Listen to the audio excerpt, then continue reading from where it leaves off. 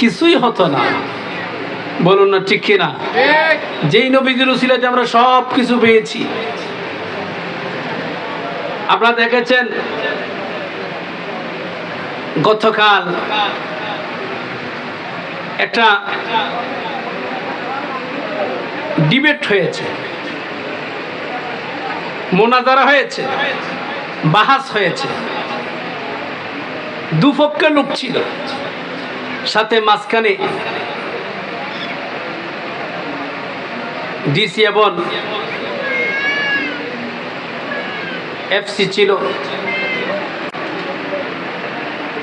এক পক্ষের লোক বলছে বছরে দুটো ইচ্ছার আর কোনো ঈদ নাই। আর যারা আহলে সুন্নাহ ওয়াল জামাতের মতাদর্শী সুন্নি ভাইয়েরা বলছেন ভাই দুইটি ঈদ, এটা কোনটি হতে বলেন ঈদ উল ফিতর, ঈদ উল আজহা, হাজার আর কোনো ঈদ নাই।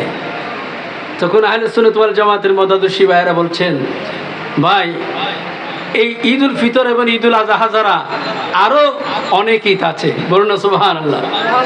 হাদিস পাকে রাসূল আকরাম সাল্লাল্লাহু আলাইহি ওয়াসাল্লাম ইরশাদ করেছে জুমার দিনকে ঈদের দিন বলেছে। ইয়ৌমুল আরাফা, আরাফার দিনকে ঈদের দিন বলেছেন। সুবহানাল্লাহ। আর পৃথিবীর জমিনে কোনো যিনি না হলে কোনো ঈদই হতো না, তিনি হচ্ছেন রাহমাতুল লিল আলামিন।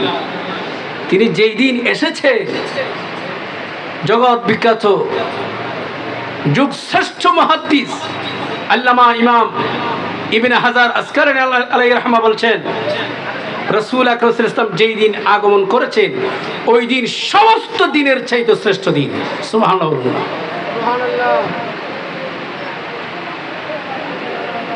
আসুন আমরা বড় সৌভাগ্যবান, সেই নবীর উম্মত হওয়ার আল্লাহ পাক আমাদেরকে তৌফিক দান করেছেন। সুবহানাল্লাহ বলুন। সাথে সাথে আমি অন্যদিকে যাচ্ছি না, যেই পবিত্র কালামুল্লাহ শরীফ থেকে একটি সূরা আমি তেলাওয়াত করেছি। এই আয়াতের কিছু গুরুত্বপূর্ণ তাফসীরমূলক ব্যাখ্যামূলক কথা বলে আমার কথা ইতি টানবো ইনশাআল্লাহ। পবিত্র কালামুল্লাহ শরীফের 114টি সূরা রয়েছে। তন্মধ্যে একটি সূরা আছে 55 নম্বর সূরা। সূরার নাম হলো সূরাতুর রহমান। বলুন সুবহানাল্লাহ। কি নাম? সূরাতুর রহমান, যেখানে 78টি আয়াত রয়েছে। এই সূরা রহমানে আরেকটি নাম আছে, যেটা তাফসীরে জালালাইন যখন খুলবেন তখন এই সূরার আরেকটি নাম দেখা যায়, ইন্না লিকুল্লি শাইইন আরুস ওয়া আরুসুল কোরআন সূরাতুর রহমান। এই সূরার আরেকটি নাম উল্লেখ করেছেন, এটা হলো আরুস। সুবহানাল্লাহ। কি নাম? আরুস। আরুস শব্দের অর্থ নববধূ। খুব মনোযোগ। কোন বধূ? আমরা যখন ঘরে নতুন বউ আনি এটাকে কি বলি আমরা? নববধূ বলি, নতুন বউ বলি। তো আল্লাহ এই সূরা রহমানের আরেকটি নাম রেখেছেন নববধূ। সুবহানাল্লাহ বলুন না। তো নববধূর কাজ কি? নববধূর কাজ হলো নববধূ যেভাবে বাসর রাতে আলতা মেখে বেনারসির শাড়ি পরে, স্বর্ণ চাঁদি পরে, পার্লার করে, মেকআপ করে, সাজসজ্জা করে নিজের স্বামীর জন্য নিজেকে উজাড় করে সাজায়। সুবহানাল্লাহ বলুন না। ঠিক তেমনি ভাবে আল্লাহ পাক দুনিয়ার জমিনে আল্লাহর বান্দাদেরকে যত নিয়ামত দিয়েছেন এবং জান্নাতের মধ্যে যত নিয়ামত দেবেন সমস্ত নিয়ামতের কথা আল্লাহ পাক এই সূরার মধ্যে উজাড় করে সাজিয়েছেন। বলুন না সুবহানাল্লাহ।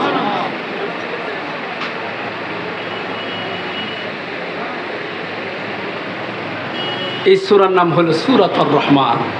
তো এখানে একটি শব্দ বারবার, একটি আয়াত, একটি ব্যাখ্যা, একটি কালাম বারবার এসেছে, ফাবি আইয়ি আলা'i রাব্বিকুমা তুকাদ্দিবান।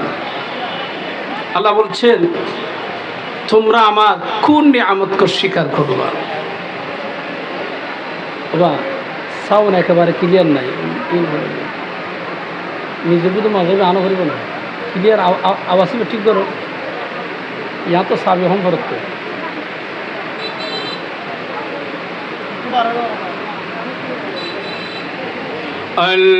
আল্লাহুম্মা সাল্লি আলা সাইয়্যিদিনা ওয়া আলা আলি সাইয়্যিদিনা।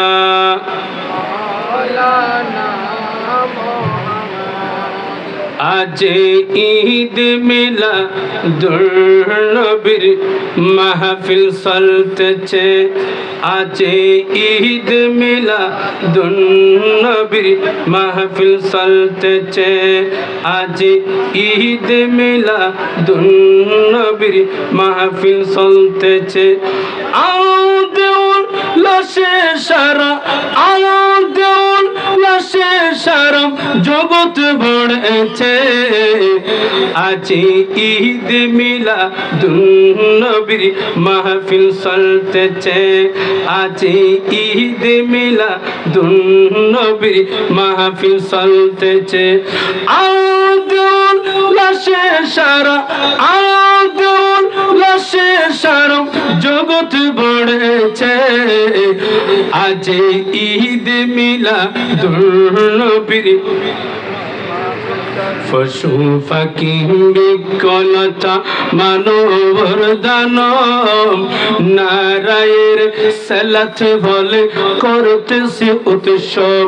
পশু পাখি বিকলতা মানবর দানব, নারায়ের সালাত বলে করতেছে উৎসব। সেই উৎসবে দোলা দুলে, সেই উৎসবে দোলা দুলে নূরের বাতাসে, আজ ঈদ মিলাদুন্নবীর মাহফিল চলতেছে, আজ ঈদ মিলাদুন্নবীর। কথা বলো ঠিক কিনা? আজ ঈদ মিলাদুন্নবীর। আল্লাহুম্মা মাওলানা ওয়া আলা আলি সাইয়্যিদিনা।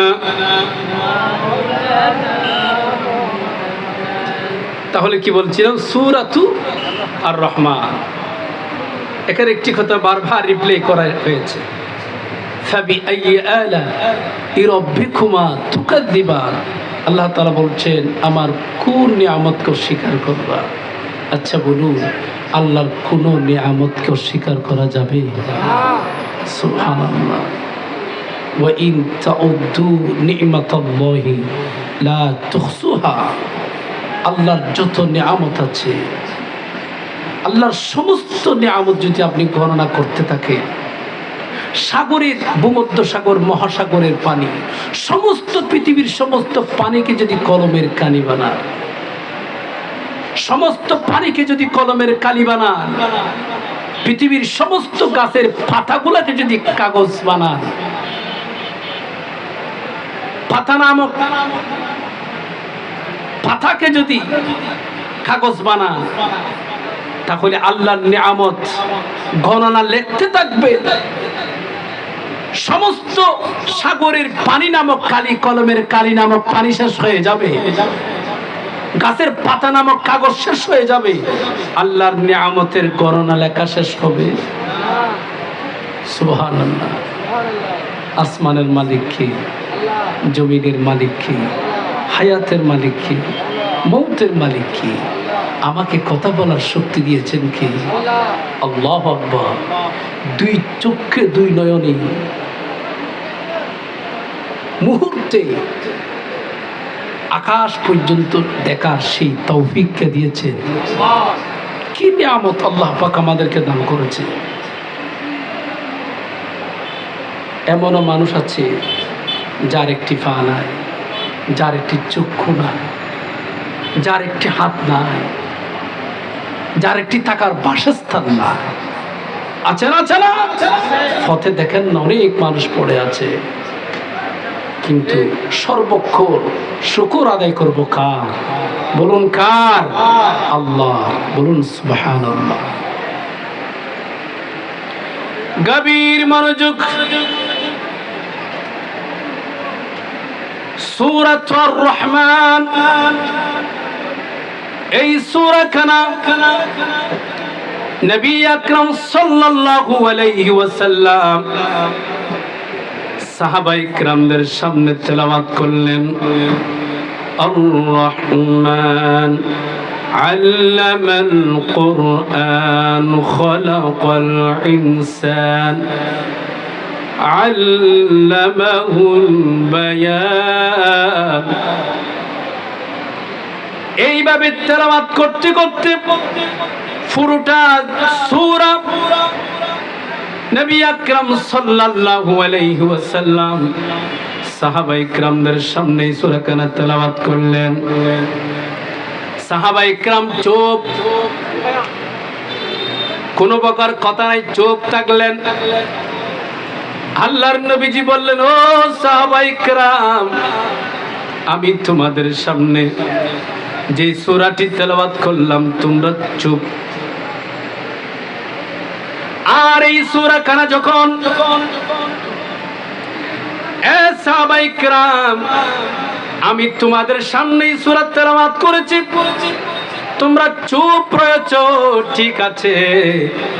তবে আমি এই সূরা যখন তাইফের ময়দানে জিন জাতিদের সামনে যখন এই সূরা তেলাওয়াত করেছিলাম, যখনই একটি আয়াত আসলো, فبأي آلاء ربكما تكذبان।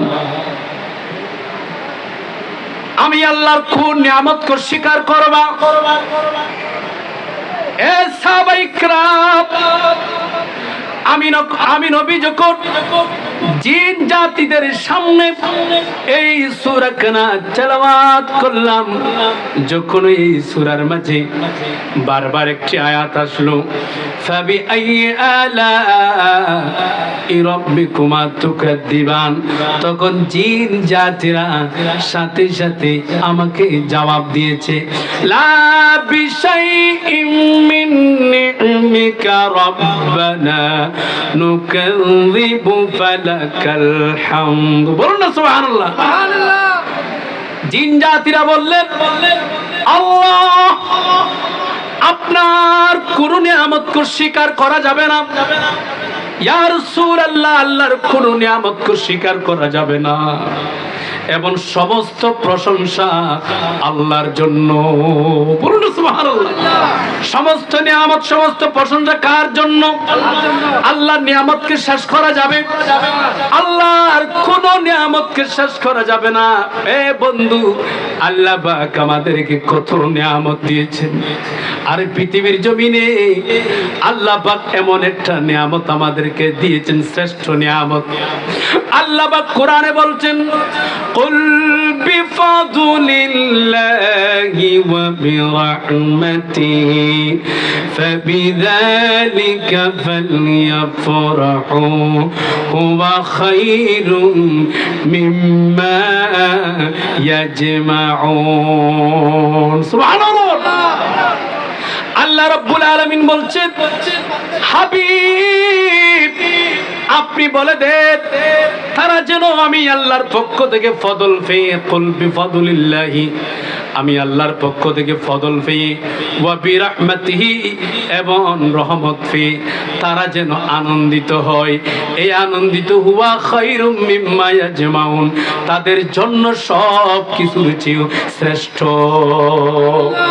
রাইসুল মুফাসসিরিন আব্দুল্লাহ ইবনে আব্বাস রাদিয়াল্লাহু তাআলা আনহু এই ফাদলের দুইটি মানা করেছেন। একটি মানা হলো কোরআন, আর একটি মানা হলো ইসলাম। সুবহানাল্লাহ বলুন। এখন বলুন, আমরা কোরআন পেয়ে খুশি না বেজার? কথা বলুন। কোরআন পেয়ে আমরা খুশি না বেজার? ইসলাম পেয়ে আমরা খুশি না বেজার?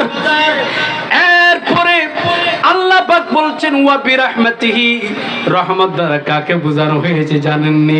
আপনি যখন তাফসীরের কিতাব যখন খুলবেন, অসংখ্য তাফসীরের কিতাবে বলা হয়েছে নবী মুহাম্মদুর রাসূলুল্লাহ সাল্লাল্লাহু আলাইহি ওয়াসাল্লামকে সুবহানাল্লাহ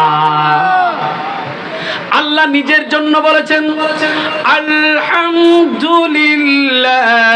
রাব্বিল আলামিন।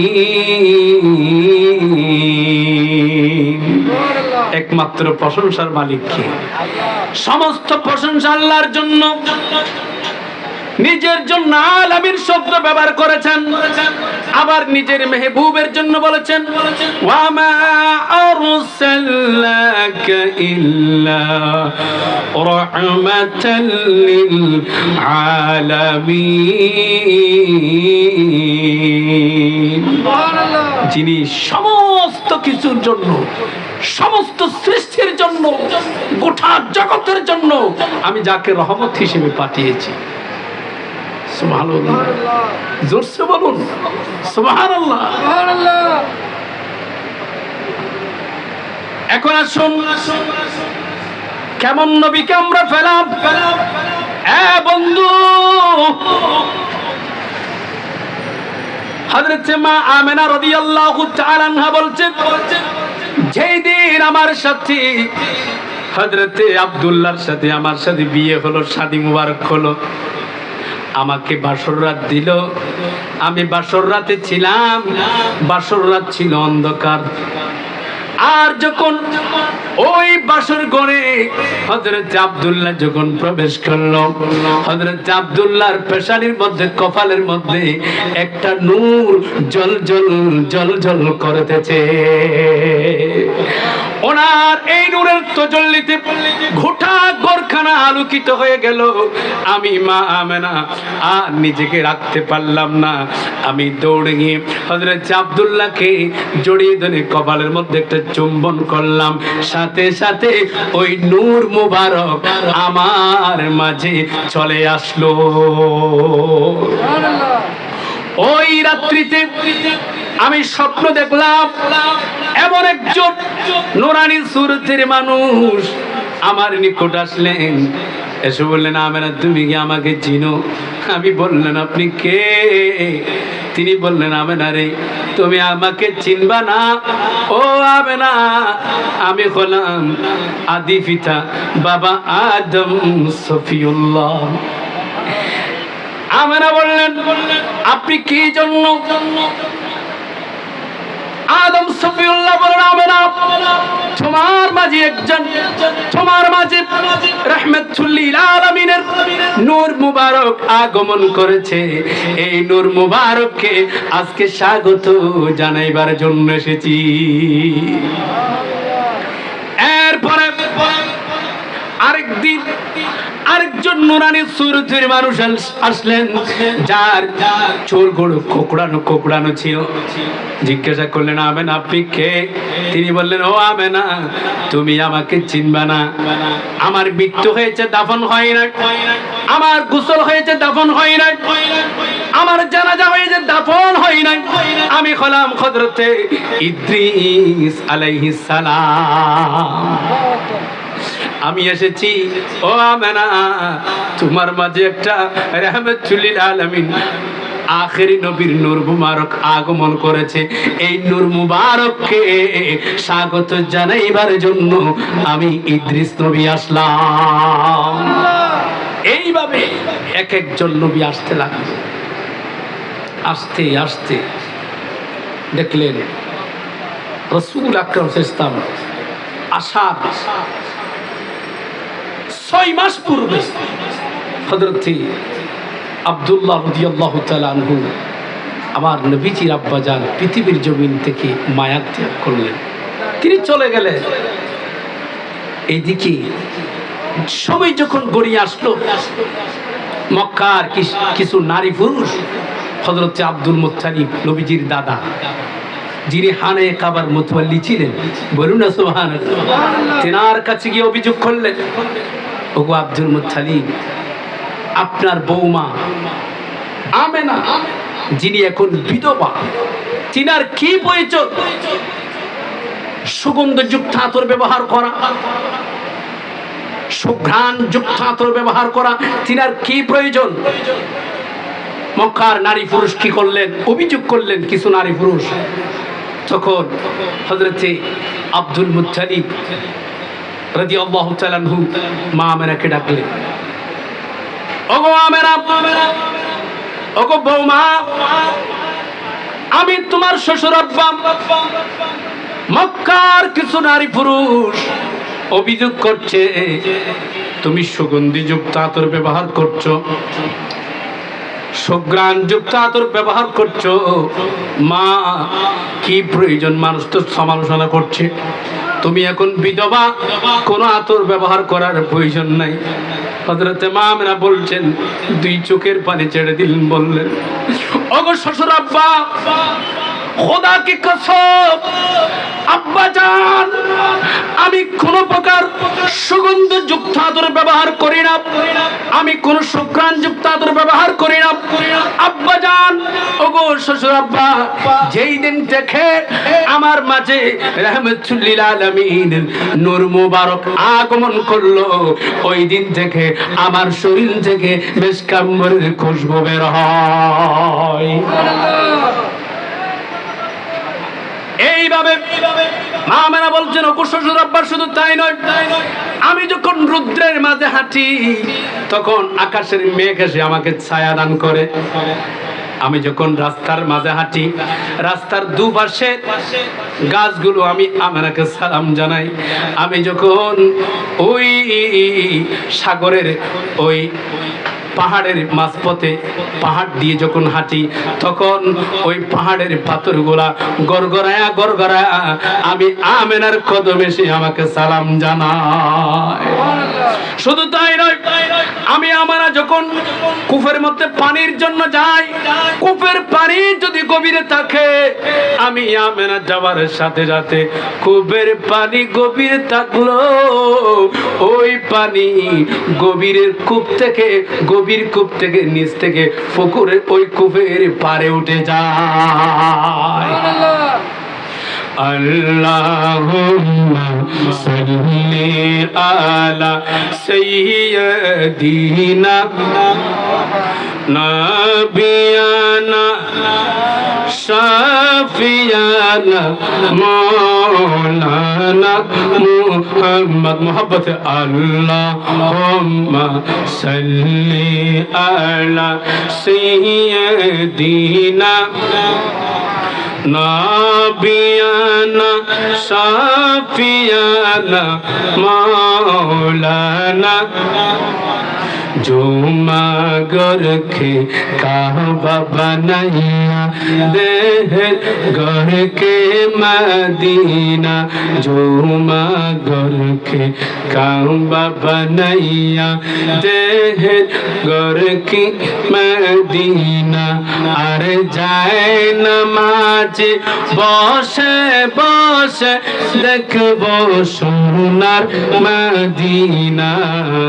अल्लाहुम्मा सल्ली आला सय्यिदिना, बोलो मोहब्बते अल्लाहुम्मा सल्ली आला सय्यिदिना नाबियाना मौलाना। দয়াল নবীর আগমনে আনন্দিত ত্রিভুবন, দয়াল নবীর আগমনে আনন্দিত ত্রিভুবন। উল্লাসে মাতিয়া হে ওঠে পেয়ে নবীর দো চরণ। কথা বলুন ঠিক কিনা? দয়াল নবীর আগমনে আনন্দিত ত্রিভুবন, উল্লাস উল্লাসে মাতিয়া ওঠে পেয়ে নবীর দু চরণ নারায়ে তাকবীর আল্লাহু আকবার নারায়ে রিসালাত ইয়া রাসূলুল্লাহ নারায়ে তাকবীর আল্লাহু আকবার নারায়ে রিসালাত ইয়া রাসূলুল্লাহ আসলেন নবী পোশাক পরা সুরমা লাগা দুনয়ন উল্লাসে মাতিয়া ওঠে পেয়ে নবীর দু চরণ দয়াল নবীর আগমনে আনন্দিত ত্রিভুবন উল্লাসে মাতিয়া ওঠে পেয়ে নবীর দু চরণ আল্লাহুম্মা سيدنا وعلى آل سيدنا এইভাবে মা মেনা বলছে ওগো শ্বশুর আব্বা আমি আমেনা কোন প্রকার আতর ব্যবহার করি না। যেই দিন আমার মাঝে রাহমাতুল্লিল আলামিনের নূর মুবারক আগমন করেছে ওই দিন থেকে আমার শরীর থেকে মেশকাম্বরের খুশবু বের হয়। মা মেরা বলছে সময় যখন গণিয়ে আসলো আমি মা মেরা হঠাৎ করে দেখলাম আমার মাঝে চারজন মহিলা আসলো, জান্নাতি মহিলা। তাদের কাছে জিজ্ঞাসা করলাম ওগো মা আপনারা কে, আপনি কে? প্রথম জনকে জিজ্ঞাসা করলেন আপনি কে? তিনি উত্তর দিলেন আমেনা রে আমি হলাম মা হাওয়া।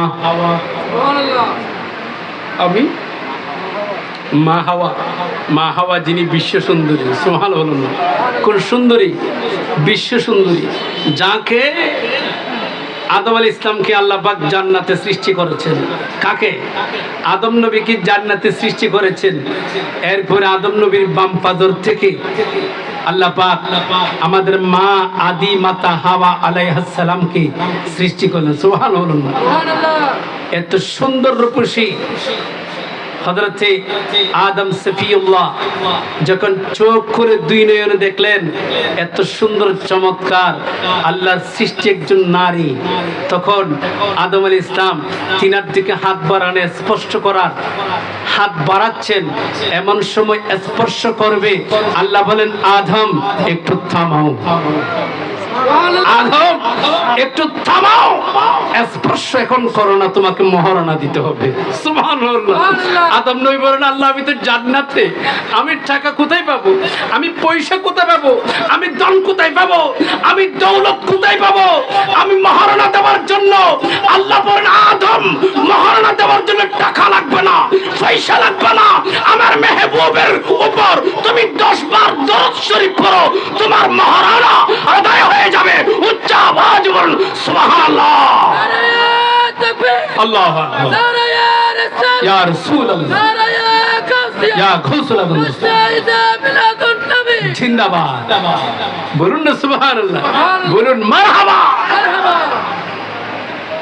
সেই আদম সফিউল্লাহ, সেই হাওয়া মা হাওয়া হলো বিশ্ব সুন্দরী। বলুন না সুবহানাল্লাহ। আজকে তো যেই সমস্ত নারীরা যত উলঙ্গি হতে পারে তাকে তত 1 নম্বর পুরস্কৃত করা হয়। বলুন না নাউযুবিল্লাহ।